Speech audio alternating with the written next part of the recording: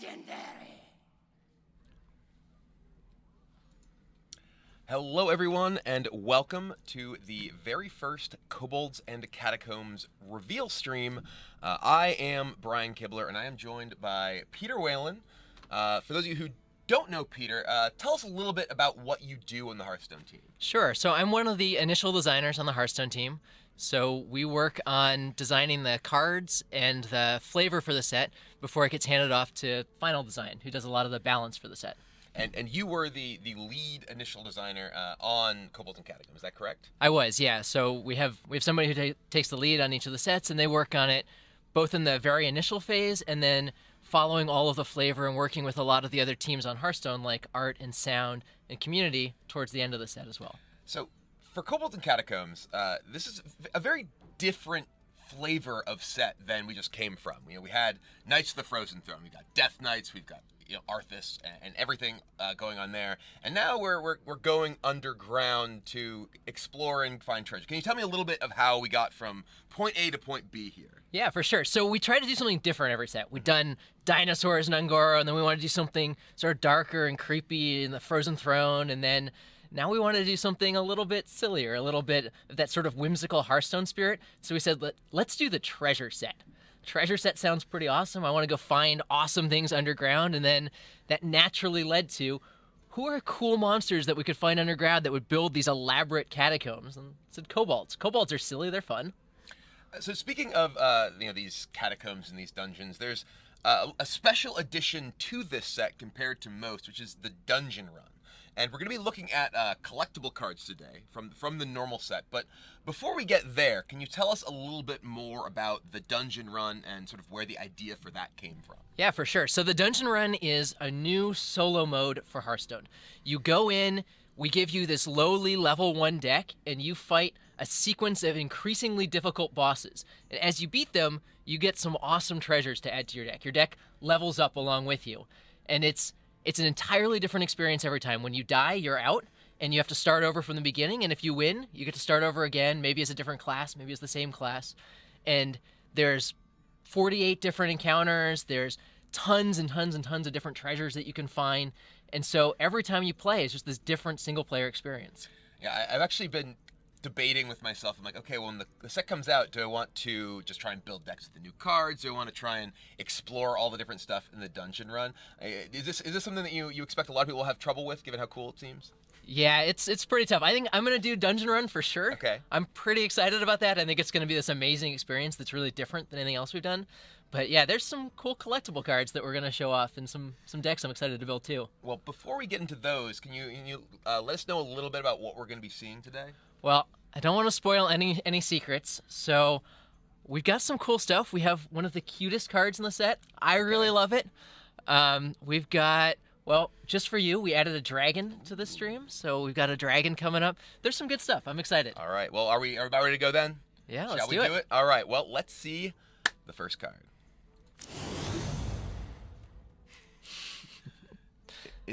Feral Gibberer. After this minion attacks a hero, add a copy of it to your hand. Oh God. This card is incredibly This is fun. like a tribble. Like it just keeps multiplying. Right? With giant teeth.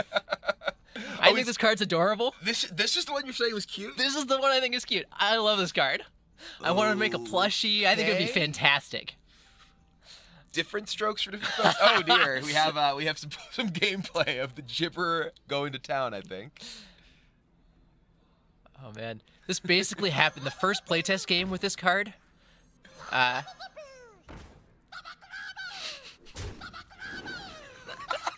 it adorable?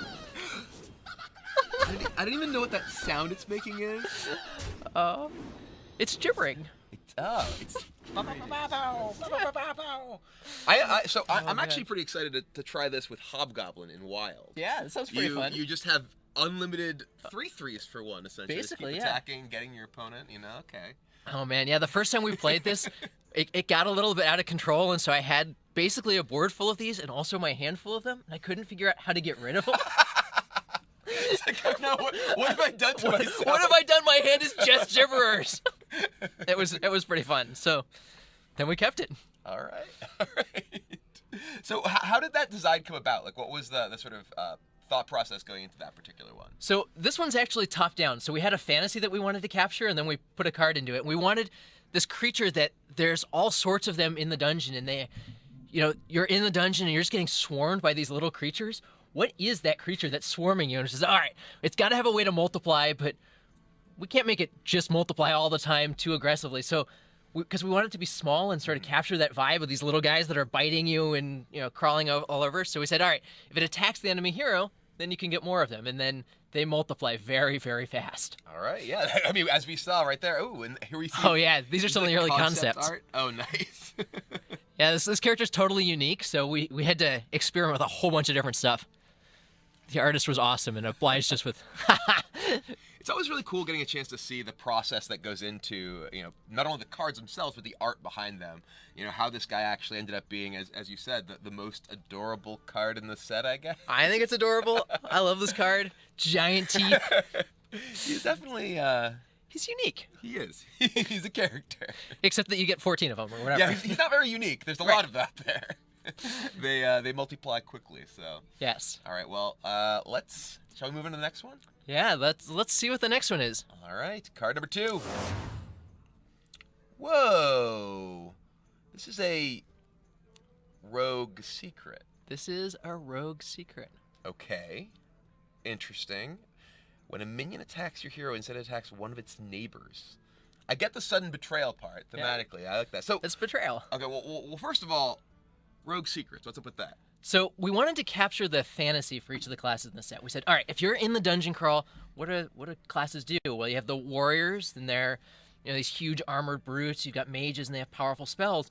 And rogues are sneaky. They're tricky. And how do we capture sneaky and tricky in Hearthstone? We said, well, I guess secrets make a lot of sense. Yeah, a lot of people have actually wondered why rogues sort of weren't one of the secret classes to start with. Sure. Rogues, they're tricky, they're sneaky.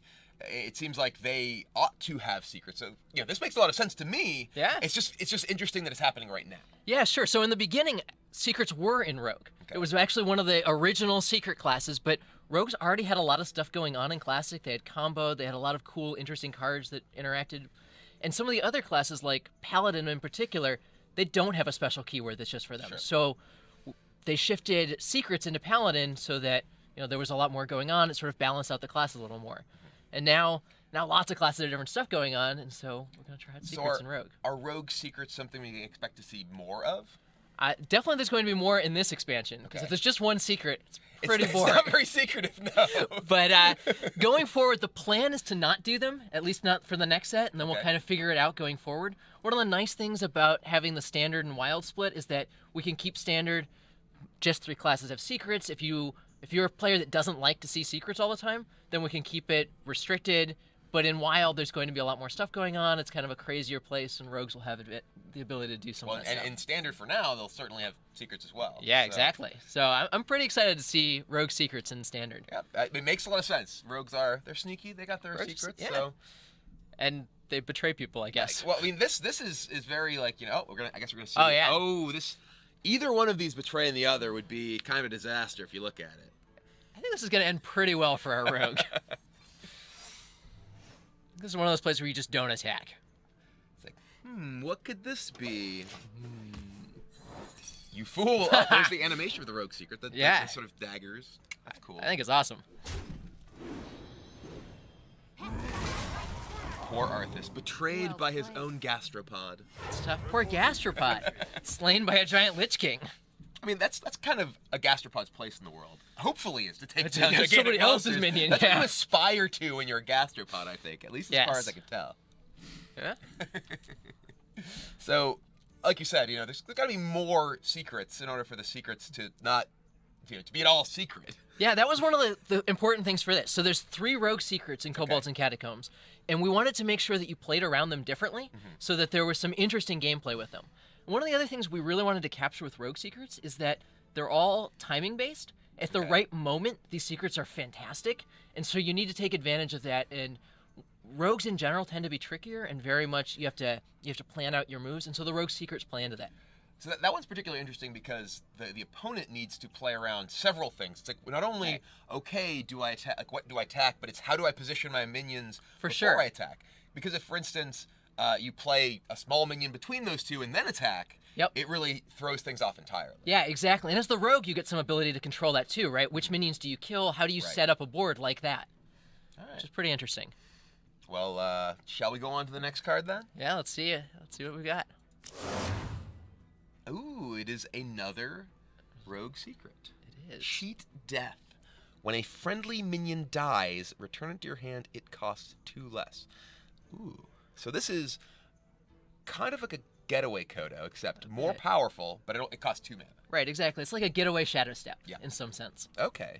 Interesting. And there's lots of rogue cards that combine obviously very well with Shadow Step, because there's a lot of decks to play Shadow Steps. Right, for sure. And I mean, you're not playing Silverhand Recruits in your rogue deck, right? So you have fewer of those sort of misses that a Paladin might have. Yeah, it's interesting too, because there's also with both Cheat Death and Shadow Step around, when you're playing against Shadow Step, you want to kill their minion that you don't want to return to their hand. Right. When you're playing against Cheat Death, you want to avoid killing the minion that you don't want to return to their hand. Yeah, exactly. So it can really be kind of a caught between a rock and a hard place kind of thing playing against this For sure. Shadow Step as well.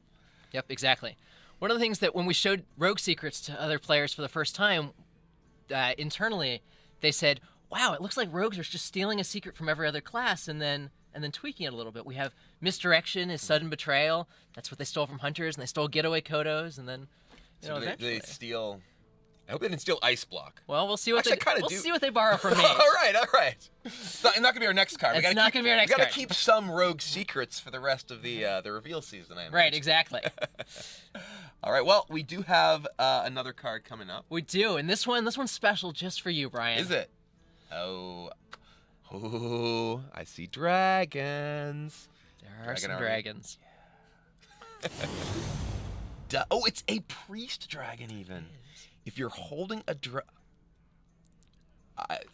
oh wow. If you're holding a dragon, deal 3 damage to all their minions. 4 cost 3/3. Oh man, this is awesome. So I'm actually just like I'm stunned. I'm in shock here, because one of the things about dragon decks in Hearthstone right now, you do have very few options at the moment. There was a rotation of a lot of the older dragon cards from Blackrock Mountain and such, and this is a very good defensive tool. Mm-hmm. A lot of the dragon decks that exist right now, they're basically just like aggressive decks that have to push in the board because they don't necessarily have great ways to come back until Dragonfire Potion itself. Whereas this, especially when you're able to discover it off of a Netherspite Historian, it's one of the few priest dragons, can give you a lot of powerful early game ability to clear off that board. Yep, exactly. One of the things we talked about was that Dragon Priest historically had been this very mid-range deck, or moving more aggressive, that was you would put all these minions on the board and just do a thing. We wanted to move it more towards in more of a controlling space, give you some more options to play a defensive game with your awesome dragons instead of just trying to get ahead and play that sort of aggressive mid-range thing. Especially because a lot of times when you want to play dragons, you want to play the big, cool, impressive dragons. Right, you want exactly. to play the Ysseras. You want to play the Deathwings. And if you don't have tools to keep you alive until then, it's pretty tough. Right. And this is a great way. You've got all these pirates. Sure. I will breathe fire on all of them, or breathe whatever that shadow. Shadow. I guess it's a priest dragon. They're all Twilight dragons. Sure, sounds good.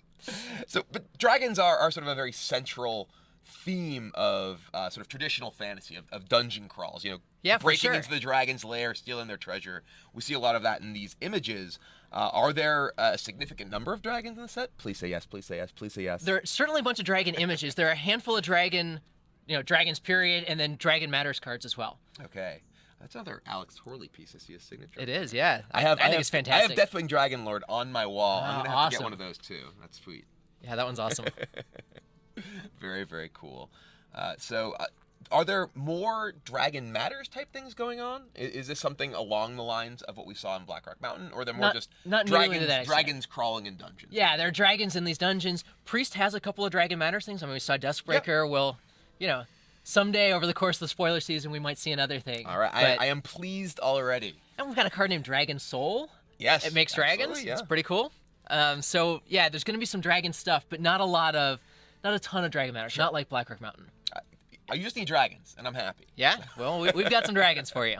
All right, but we have some more non-dragon cards, too. We do. For those of you who, have terrible taste. But let's take a look at the next one.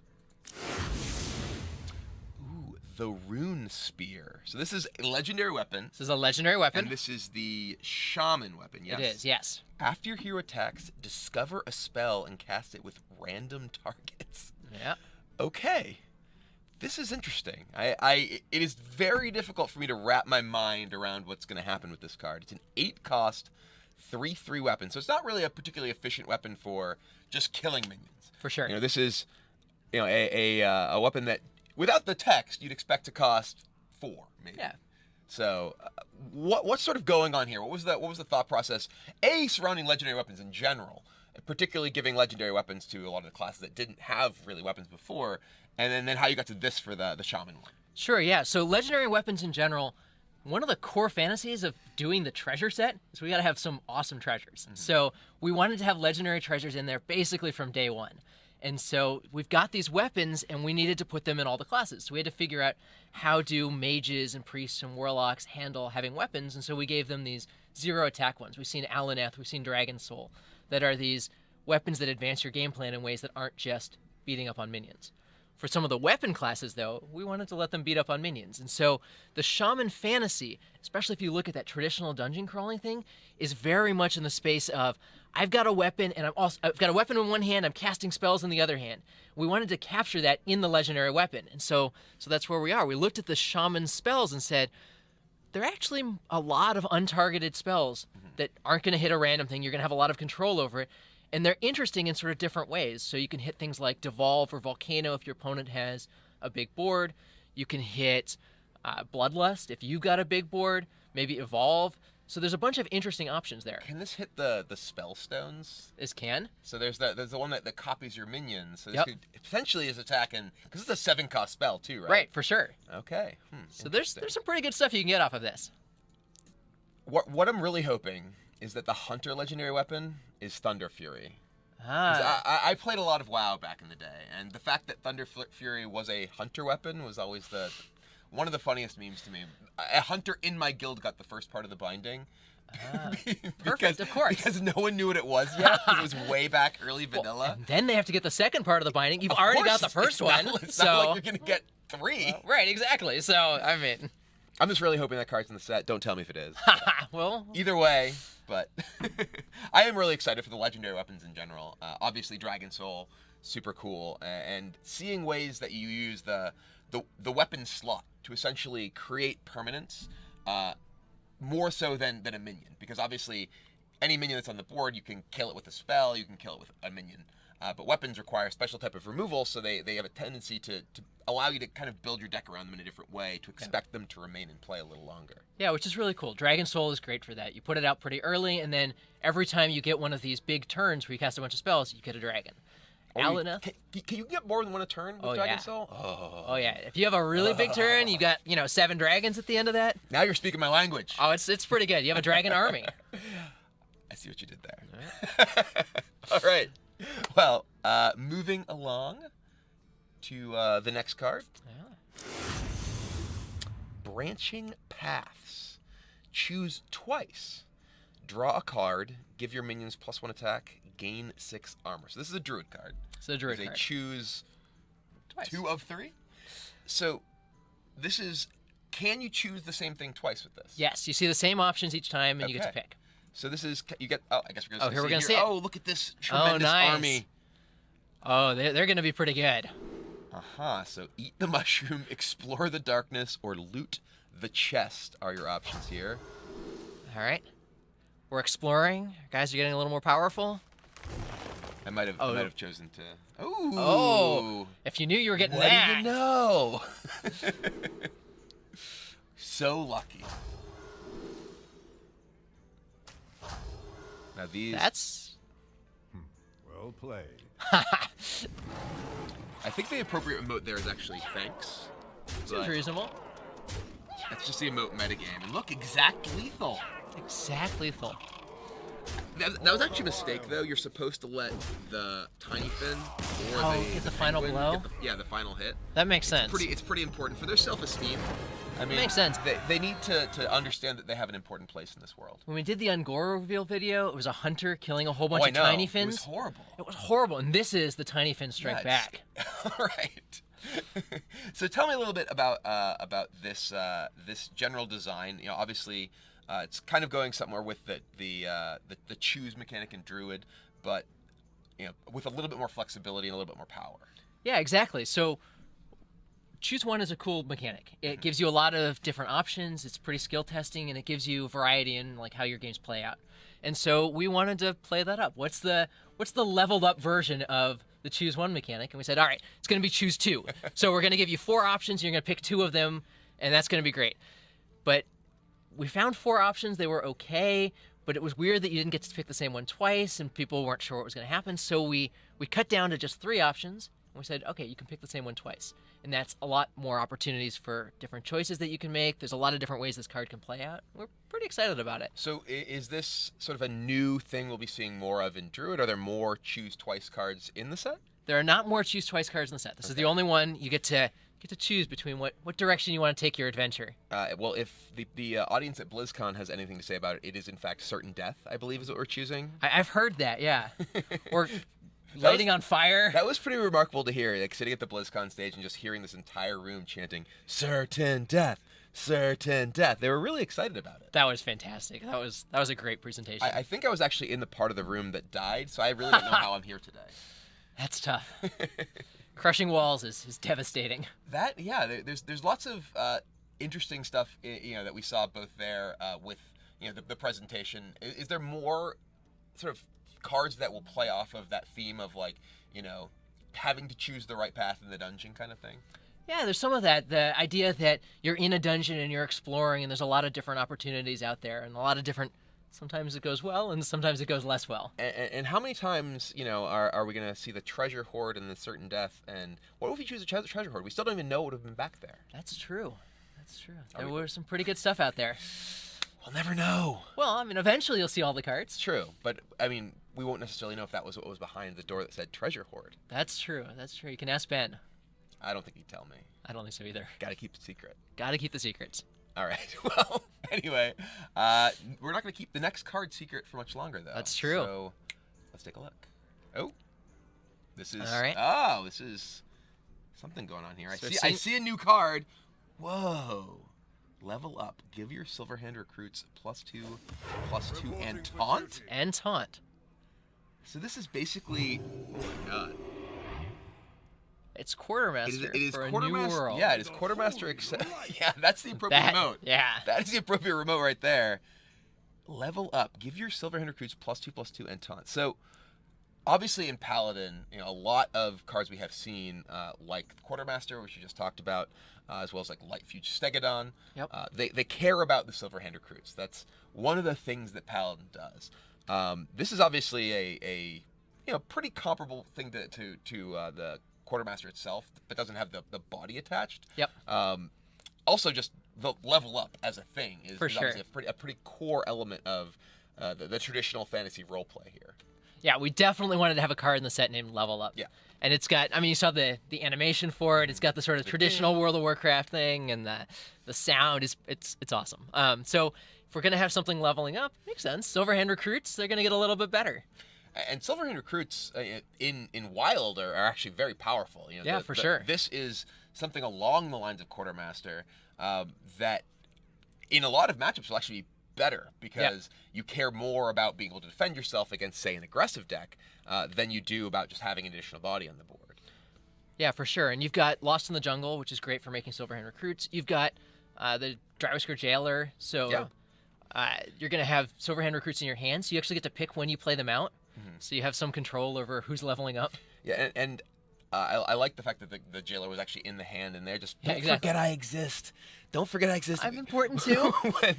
when you think about this card, think about this card too. Yeah, exactly. You got Vine Cleaver. Vine Cleaver can make you some Silverhand recruits. Yeah, definitely a direction that you can take Paladin. We've seen, like I said, in the Wild version, that with enough of these buffing effects, the deck can be very powerful, and those Silverhand recruits can get super scary. Yeah, for sure. And now they've got taunt, so you can play a little bit more defensively, and it's good against other mid-range or aggressive decks. But also, if you just have a board full of Silverhand recruits like we just saw there, they don't need taunt, because just kind of smashing your opponent in the face. Yeah, for sure. Usually, very often when you played Quartermaster, you just played Quartermaster, and then your opponent pretty much instantly died. That's true. Although, if you have that, what's Duskbringer? Yeah, we'll for get sure. all those off Clear the board. all the Silverhand recruits. Yep. That's my dragon breathing sound. It's pretty bad right now because I'm kind of sick. I could do better if I didn't have a cough right now. All right. I'd be able to spew fire instead of cough. Or shadow, whatever. shadow breath. Yeah, whatever he's got. Exactly. Yep, for sure. All right. Well, I think we have a couple of more cards, right? There's two more left, maybe. Okay. All right. Well, dun dun dun dun dun. It's pretty well timed. Lesser Mithril Spellstone. Summon 1/5/5 Mithril Golem. This is a warrior card. This is a warrior card. It's the warrior spellstone. It's always kind of hard for me to tell because I'm colorblind. So Yep. the frame around them, I'm like, that kind of looks like the pattern I'm used to seeing on Shield Block. And the art's very. This is a It is warrior, very yeah. physical. Well, it also says equip a weapon to upgrade. That's so true. I could have, even if the Sure. rest of it was gone. Sure, it could I be think Hunter. could Hunters have some weapons. noodle that Shaman have some together, weapons. so- But yeah. Okay, so the Spellstones. Yeah. These are a new sort of overall card type in the set. Is there one for each class? Yep, there's one in each class. Okay. We saw a couple of them before, revealed at BlizzCon. And these are cards that they upgrade if you hit a certain effect, a certain threshold, whatever. Yep. For this one specifically, equipping a weapon. And you have to do this while the card is in your hand, correct? Yep. So if this is in your hand and you play a weapon, it upgrades to the next level. And I imagine we probably have the other levels available to us. Yep. Ta-da! So it will upgrade to summon 2/2 Mithril Golems. And then, once again, if you play an additional weapon while this is in your hand, it will again upgrade to... I figured that one out. That's good. Summon 3/5/5 Mithril Golems. So... It's a pretty good board for 7 mana. Yeah, 7 mana. And we see the overall progression there nice. of Lesser Mithril Spellstone into Mithril Spellstone into Greater Mithril Spellstone. So, I mean, obviously the level 1 version of a lot of these cards is not terribly impressive. Yep. But if you do level them up even once, 2/5/5 for 7, that's pretty solid. It's not an immediate impact that necessarily is just going to dominate the game, but at 3/5/5s, that's really powerful. That's pretty good. Yeah, so some of the spellstones are in the space where their level 1 version's pretty reasonable. We saw Jasper Spellstone at BlizzCon.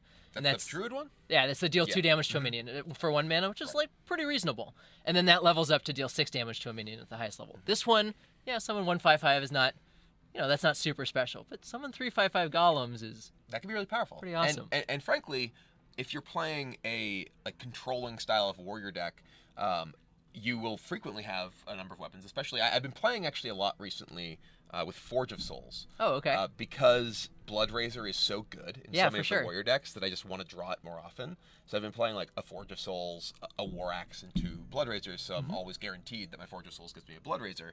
So if you have this in your opening hand, you might even consider holding on to it if you're playing in a matchup where just generating threats is valuable. If you're playing against another controlling deck, for instance, you know that you'll have the time to get to the late game and upgrade this over time. Yeah, for sure. And one of the things in Kobolds and Catacombs is the recruit mechanic. We saw gather your party, so the warrior recruits are unbounded. Right. So you want to just have a small number of minions, just giant minions in your deck. That's a good point, yeah. So this is a spell, it doesn't disrupt your recruits. So if you're playing gather your party, you could still have this to generate threats in your deck, while still just having cards like Yasharaj, Ysera, things that you just want to put into play early. I like and so it. you got weapons to go with that because you want to fill up your early game slots with things that aren't minions, and so this kind of plays into some of that style. And so, what was the sort of overall thought process behind spellstones in general? Like, how did you get to we want to have these cards that level up in your hand? Yeah, so part of it was the treasure fantasy. We want to have cards that level up. Part of what's awesome about treasure is it makes you more powerful. If you play these fantasy role-playing games like World of Warcraft, it's leveling up, and that sense of progression is awesome. And we wanted to to look at how we could do a quest type mechanic that was smaller. We did the quests in Ungoro, and they were this huge deal. They were legendaries. The rewards were incredible, super powerful stuff. And so we wanted to do the sort of smaller version. They're a little bit easier to trigger, a lot easier to trigger. Play a weapon is way easier than, play a bunch of taunt minions. Right, exactly. But at the end, you didn't get something that completely overwhelmed your opponent. You did something very powerful that might win you the game, but it wasn't, now the game is over, I'm going to just let my win condition snowball from here. So we wanted to get something that's kind of in that middle space. But still, like quests, they inform your deck building. You For think, sure. Okay, well, maybe if I'm going to be playing with this card in my deck, maybe I consider playing Forge of Souls to ensure that I draw more weapons, or just play more weapons in my deck. Right. Yeah, exactly. Maybe if you're playing the Jasper Spellstone, you're going to play a little bit more armor gain. Maybe you'll add Branching Paths to your deck to get a couple of armor gain triggers. That does that. Yeah. So that works together pretty nicely. And so they push your deck not in the sense of I'm going to build my whole deck around this card, but more in the sense of this encourages me to go in a particular direction. And that's often exactly the kind of design that I particularly enjoy. Like one of my favorite cards in Hearthstone right now is Curator. Sure, yeah. It's a card that you're like, okay, well, can I fit a dragon in this deck? My answer is always yes. Of course. But it also encourages other people who otherwise might not put dragons in their deck to put dragons in their deck. So I think it's doing good work. Right, exactly. It's encouraging dragons out there, but it's pretty interesting figuring out how you're going to take advantage of it. It's like, okay, do I want to play a Kobold Oracle in my deck because I have a copy of the Curator? So cards that just give you a little bit of a handhold of like, hey, maybe you want to consider playing a little bit more of this to make me better, I think are really interesting, because they're not the super, okay, you build your entire deck this way, but they reward you for finding things like Cobalt Scalebane, for instance, was a card a lot of players slept on early in the recent metagame, but now we see a lot of it, especially in decks with the Curator. Yeah, for sure. I think that's a pretty interesting thing that Spellstones do. And they're also pretty interesting to play out in the individual games, because there's a question of how long do you want to save it? You've got your Spellstone, It's going to summon 2 5/5s, you don't have anything else you're doing. Well, I could play this weapon and get another 5. And that's the sort of thing that, especially when I'm streaming, always it's like, ooh, but I could play 3 more spells before my Yogg. Exactly. I could play another weapon before my Spellstone. And it so, could be even bigger. And that's both fun to do and also pretty skill testing. It's interesting, like when do you play your Spellstone at the medium level or at the low level instead of waiting all the way to the high level? Right. Well, I'm definitely interested to see what the other Spellstones are, but we have, I believe, one more card to show today. So let's see it. Ooh, this is a legendary. Dun dun dun dun dun. This is the Hunter Legendary. All right. Wait, Hunters? I thought the Hunter Legendary was Savannah Highmane. So, this is another Hunter Legendary. It's another, and this helps out your Highmanes. It does. So, Kathrena Whisperwisp? Kathrena Winterwisp. All right, you know it, I don't. So, Battlecry and Death Rattle recruit a beast. Wow, okay. So let's see her in action. All right. Where's my... Oh, that's a beast. Average result, I think. Yeah. What did she say when she came into play? Where's my pet? The light has betrayed me. That was a pretty good top deck. Oof. Unlucky. But sometimes lucky. All right. I think that it would have been better if she got King Crush first and attacked with it, then got the 9/9. But I suppose this will do. Never lucky, I guess. No. Just 2 giant dinosaurs. So this is really cool. I think that it's interesting because it is a card that encourages hunters specifically to try and play those big endgame beasts. It's also a card that it's a Death Rattle card, and there's a lot of Death Rattle synergies. We were actually talking before we started the stream here about how one of my favorite decks to play right now is the Play Dead Hunter. Sure. And this is a pretty powerful thing. It's like, oh, I'll Play Dead this. It's like, oh, I get a gigantic beast. Right, you get a Savannah Highmane. Right. So what was the sort of thought process going on with the design of this card? So yeah, we talked a little bit about Recruit before, and so Recruit is a mechanic. It's not in all of the classes. Okay.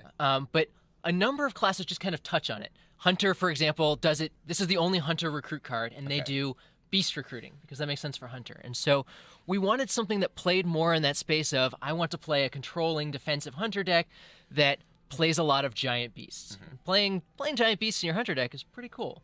And this at least gives people an opportunity to experiment with some of that stuff and try it out. That Play Dead Hunter's pretty cool. You've got the Carnivorous Cube to try out. Katharina's pretty awesome if you Carnivorous Cube it. Yeah. That's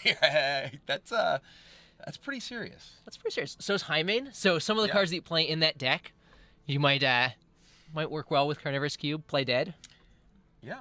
So this is one of the interesting things we've seen. I think it's Abominable Bowman.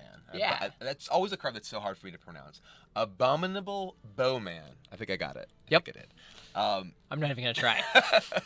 But they're cards that kind of encourage a big hunter style of deck. Yeah. Because you want to specifically play larger beasts rather than necessarily just curving out with early game beasts just overwhelming your opponent. Are there some more cards maybe for Hunter that allow them to get the time to go there in the set? Yeah, there's some more cards that let Hunter play more defensively. So Wandering Monster we showed at BlizzCon. Yeah. And that's a very powerful secret that promotes sort of that I'm going to play defensively. If an enemy attacks my hero, then I'm going to summon one of these random minions to defend myself. Yeah, Patches, you come out there, you try to hit me in the face. Right, sure. Sorry, there's a Felguard. Right, exactly. Like, that's pretty powerful. It is, yeah. So that's one opportunity. There's some other cards in the set that allow hunters to have some more early game plays that play a little bit more defensively. So how much is that kind of thing on your mind, especially as a person on the initial design team, thinking about designing a new set? Because initial design does not do the final game balance. No, So we're definitely not the balancing. We try to get things within 1 or 2 mana, maybe 3 mana. the realm of sanity. Yeah, as long as it doesn't mess up playtest too much. But you certainly are aware of the classes that tend to see the most play in the competitive environment, Yeah, for sure. on ladder, in tournaments. So Hunter, of course, is one of the classes that isn't as popular. Is that something that does inform your design process early on? Yeah, for sure. So we definitely think about which classes are the more popular, the less popular, and make sure that some of them get tools in that direction. Initial design tends to work on a set early enough that we don't have a lot of insight into this is what the metagame's going to look like a year from now. It's pretty tough to know exactly what that's going to be. So we can't do that perfectly. And so the final design team does a lot of work towards the end of a set's towards the end of a set's design lifespan to try and make sure, the powerful classes are getting, things that push in other directions, and the weaker classes are getting interesting and powerful things. And so that's definitely something that we think about. In particular, we try to make sure that classes get new things with each expansion, that there's, sometimes there will be the Beast Hunter deck that's interesting, and other times we'll give them Death Rattle cards, where there's tools in different directions, maybe Secret Hunter. We saw some Karazhan cards in that direction. And so we try to make sure that there's different things that are cool in each expansion. And we see that, some more Silverhand Recruit cards in Paladin. We've seen a couple now. And so that's the kind of thing that we think about more in initial design is what are the class mechanics that are cool that we can play up here that we haven't done in a little while that are different. Are there any particular ones that you feel like you guys have some cool stuff for people that we may not have seen yet, just that you can tease them what might be seen in the future? Oh man, so Dragon Priest is pretty cool. Dustbreaker I think is an awesome card. There's some cool stuff in some different directions that Hunter can go too. So of the stuff that we've seen so far, because we are sadly out of cards to show you today. That's the end, but there will be more coming in the very, very near future. Of the stuff that we have showed off so far, what's your favorite card? Oh, that's easy. Feral Gibberer by a mile. There he is, the Feral Gibberer. Gibberer. He's just adorable, right? Don't you want to camp out in a dungeon and wake up to 50 of these things swarming you? No, I do not. But you probably level up at the end of that if you survive. There's a caveat there. Yeah, well, let's see, what else? I really love Rin. I think Rin's fantastic, the Warlock Legendary. Oh, that card is really neat. It's just a good story. It's really fun. The idea that you're doing this horrible ritual, this like crazy thing, and at the end you get to destroy your opponent's deck. It seems like it's a very difficult ritual to perform. It is, but it definitely that's a seems fun cool. line of text to get to put on a card. I was very happy that got to actually ship. That's pretty cool to me.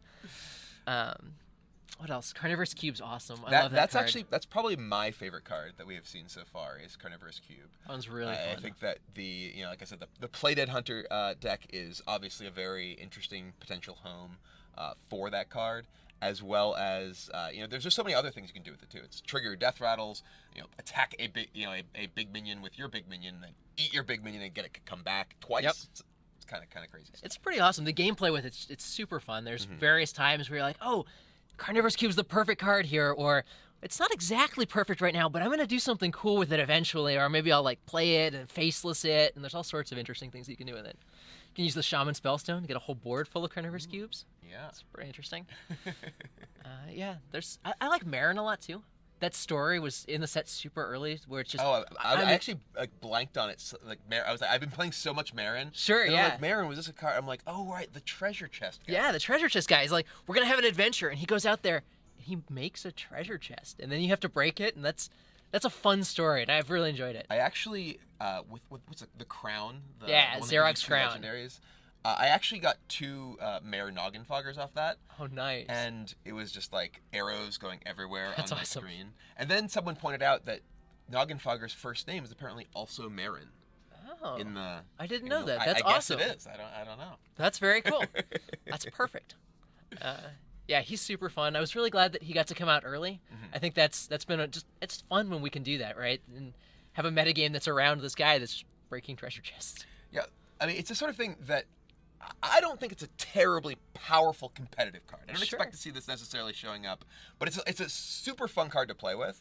I've been playing it in basically every deck since it came out, even if it makes absolutely no sense. Sure, and he just makes awesome stories in games, right? Like, oh yeah, this is the one, I got Toland's Goblet, and I drew Shadow Step.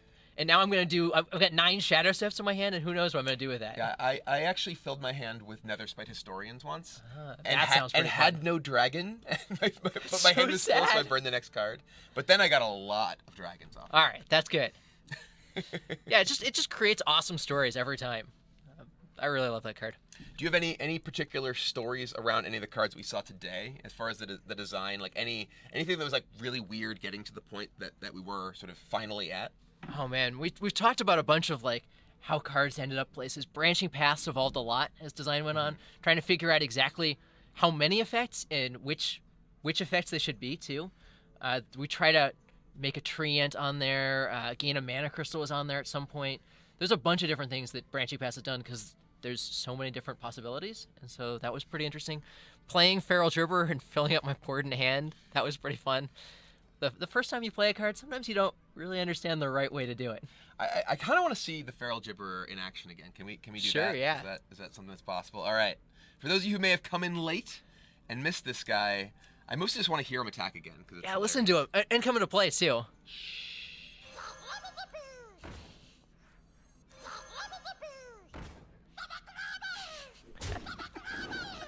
Oh, recording that one was so much fun. The voice actor had such a good time, and he just riffed on all these awesome sounds. Oh man. Yeah, all of the backup takes for this are also fantastic. Feral Gibberer, near and dear to my heart. Well, I think we are getting about done here. We've showed off Yeah. all the cards. We've gotten a lot of good discussion in about the background here. So anything else you want to sort of share as final thoughts? So not on the really. stream Just here? I just want to mention that the pre-order is live. You can get the Fantastic For the Horde card back. You can kind of see an indication of it on the screen, between our names. The expansion will release in December. We're super excited about that. There's a bunch of reveals coming up the next couple weeks. There's an awesome calendar that the community teams put up on our website. I'm really excited about. And maybe even more importantly, Brian's going to continue streaming right after this, so stay tuned. He's going to make all kinds of awesome decks, and I'm excited for it. I will probably be playing a little bit more with Marin. Oh, fantastic. Getting some treasure. Get some awesome treasure. I'm excited. Well, anyway, thank you very much, Peter. Yeah, thank you so much for joining talking us today. I am super excited for Kobolds and Catacombs. You said it comes out next month. Yes, correct? it'll come out in December. All right. Well, thank you everyone for tuning in. Like Peter said, if you want to hang out and watch my stream after this, don't go anywhere. I'll be hosting the channel right here. And thank you guys very much for watching. And hope you're as excited for Kobolds and Catacombs as we are. Yeah, thank you, everyone.